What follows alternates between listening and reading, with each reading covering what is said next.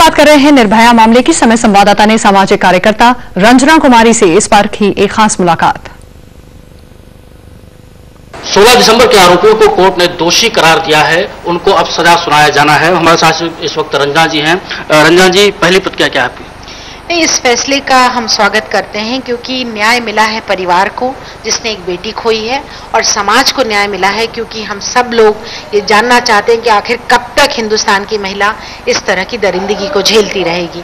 क्योंकि इस तरह की घटनाओं में अक्सर दोषी बच जाते हैं, और बच जाते हैं तो फिर बाकी लोगों का मन बढ़ता है।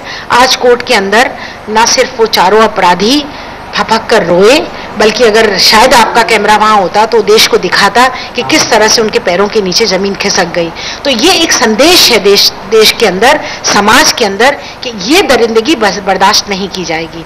अगर इस तरह के फैसले का जो कि कल जो फैसला है जिसमें कि क्वांटम ऑफ जस्टिस क्या होगा, कि कितनी कड़ी सजा उनको दी जाएगी, rarest of the rare case की सजा उनको अगर मिलती है तो शायद देश के अंदर इस समय जो हमारी सबकी मानसिकता, जो हमारी इमोशन है, जो हमारी अपनी भावनाएं हैं, उनको संतुष्टि मिलेगी कि हाँ, इतना दरिंदगी होने के बाद, इतनी ज्यादा जघन्य अपराध के बाद सजा कड़ी से कड़ी मिली है। ये ऐसी घटना थी रंजना जी जिसने पूरे देश को आंदोलित कर दिया था, हम सब उसके गवाह रहे हैं। आज जब फैसले की घड़ी है, आप क्या एक महिला होने के नाते आप किस तरह की सोच रखती हैं, किस तरह की डिमांड रखती हैं, क्या होना चाहिए इसमें आगे?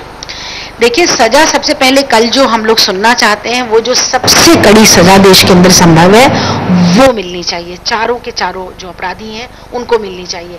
लेकिन दूसरी बात ये भी है कि इससे संदेश समाज के अंदर, निश्चित तौर पर समाज की मानसिकता जो औरतों को दोषी ठहराती है, औरतों के अंदर बार बार ये बात डाली जाती है कि नहीं, आप ही के कपड़े, आप ही का चाल चलन, आप ही के वजह से आपके साथ ऐसा हुआ है, तो ये सरासर गलत है। हिम्मत नहीं होनी चाहिए इसके बाद किसी भी राजनीतिज्ञ की, किसी भी जो सो कॉल्ड फ्रॉडमैन गॉडमैन है, जो लोगों ने उल्टी सीधी बातें इस घटना के बाद कही थी। और मैं कोर्ट के फैसले को सही मानता हूँ। और ऑब्वियसली जो फैसला हुआ है ये on the basis of evidence हुआ है, और एविडेंस की मात्रा या एविडेंस की क्वालिटी काफ़ी साउंड होगी, इसीलिए अदालत ने उनको दोषी माना है। और मुझे लगता है कि हर एक चार्ज जो फ्रेम हुआ था इनके बरखिलाफ, वो चार्ज प्रूव हो चुके हैं, और इसलिए इनको गैंग रेप और मर्डर और इत्यादि जो भी चार्जेस लगे हैं सबके लिए उनको दोषी करार किया गया।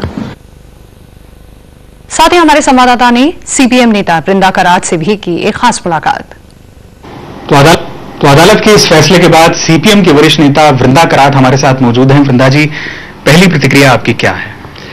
पहली प्रतिक्रिया यही है कि रेप और मर्डर दोनों अपराधों के लिए चारों को दोषी माना गया है। ये एक अच्छी बात है। ये वैसे होना ही था क्योंकि इस केस में इतनी स्पष्ट सबूत है कि ये तो निश्चित था।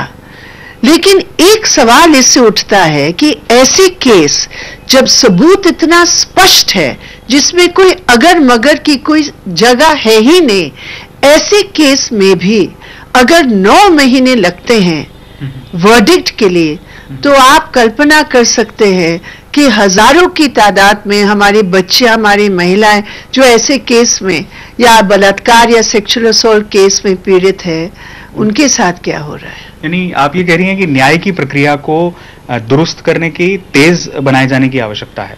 बहुत अनिवार्य है, क्योंकि आप देखिए ऐसे केस 9 महीने लग जाते हैं, और ये तो फास्ट ट्रैक के बारे में वो कह रहे थे।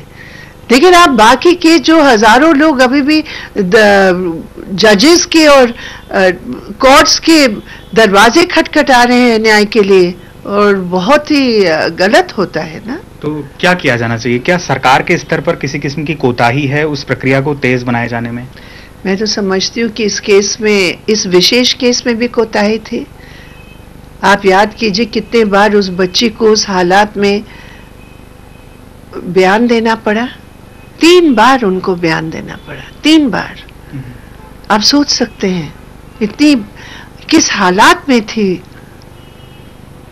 और इसके बावजूद भी ये कानूनी प्रक्रिया ऐसे करूर निकला इस केस में भी कि 3 बार चार्जशीट करना मतलब वो बयान देना पड़ा। तो सवाल है इस केस में भी कमियां रही हैं, लेकिन खैर अभी तो खबरों के सफर में फिलहाल बस इतना ही। विस्तार से जानने के लिए आप जरूर लॉग ऑन करें हमारी वेबसाइट www.samaylive.com।